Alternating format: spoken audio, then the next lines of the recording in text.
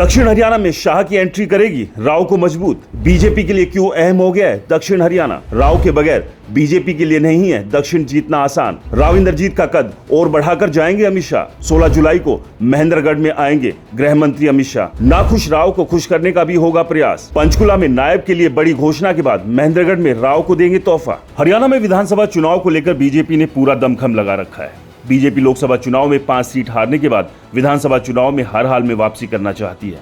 BJP को इस बात का अच्छे से पता है कि 2024 के विधानसभा चुनाव में उनकी राह इस बार आसान रहने वाली नहीं है। इस सब के बीच लोकसभा चुनाव में बगावत, भीतरघात और नाराजगी का भी पार्टी लगातार हिसाब किताब कर रही है। तो इस सब के बीच अब दक्षिण हरियाणा में 16 जुलाई को गृह मंत्री अमित शाह की एंट्री होने जा रही है। बीजेपी के लिए दक्षिण कितना अहम है इसका अंदाजा यहीं से लगाया जा सकता है कि 2014 के चुनाव में यहां से बीजेपी को जबरदस्त वाले नंबर मिले थे, लेकिन 2019 के चुनाव में वो नंबर कट कर काफी कम हो गए थे और हालात ये रहे थे कि बीजेपी को हरियाणा में सरकार बनाने के लिए जेजेपी का सहारा लेना पड़ा था। ऐसे में दक्षिण को मजबूत करने के लिए बीजेपी पूरा जोड़ तोड़ लगा रही है। यही कारण है कि पंचकुला के बाद अब अमित शाह महेंद्रगढ़ में होने वाले ओबीसी सम्मेलन में हिस्सा लेने के लिए आ रहे हैं।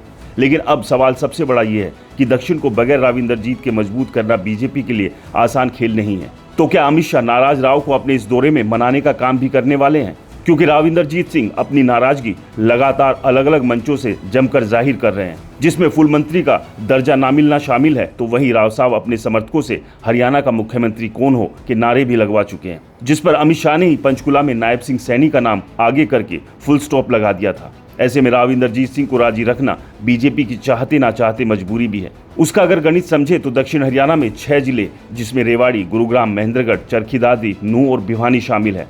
इनमें कुल 19 सीटें हैं। इनमें से 11 पर अहीरवाल का दबदबा है। नूंह की 3 सीटें मुस्लिम बाहुल्य है। इसके अलावा भिवानी, चरखी दादरी में 5 सीटें जाट बाहुल्य है। लेकिन यहाँ जाटों के वोट बंटने की सूरत में अहीरवाल डिसाइडिंग फैक्टर साबित हो सकता है। 2014 में बीजेपी ने दक्षिण हरियाणा में 15 सीटें जीती थी, जिसमें अहीरवाल बेल्ट की सभी 11 सीटें शामिल थी। इस चुनाव में बीजेपी ने अकेले बहुमत की सरकार बनाई। तो वहीं 2019 में बीजेपी को दक्षिण हरियाणा में 19 में से 10 सीटें मिली, जिसमें अहीरवाल बेल्ट यानी रेवाड़ी, गुरुग्राम, महेंद्रगढ़ की 11 सीटों में से 8 ही सीटें जीत पाई।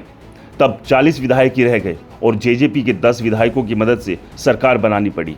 तो इस बार अगर बीजेपी 40 से नीचे भी सरक जाती है तो गठबंधन भी शायद सरकार बनाने की उम्मीदों को पूरा न कर पाए। इसलिए हर हाल में दक्षिण हरियाणा को मजबूत बनाना बीजेपी की प्राथमिकता है। बस इसी प्राथमिकता में राव साहब और उनके समर्थकों को उम्मीद है कि बड़ी लॉटरी लग सकती है। आपको क्या लगता है, हमें कमेंट्स कर जरूर बताएं। रिपोर्टर जी चैनल को अगर सब्सक्राइब नहीं किया है तो चैनल को सब्सक्राइब करना ना भूलें।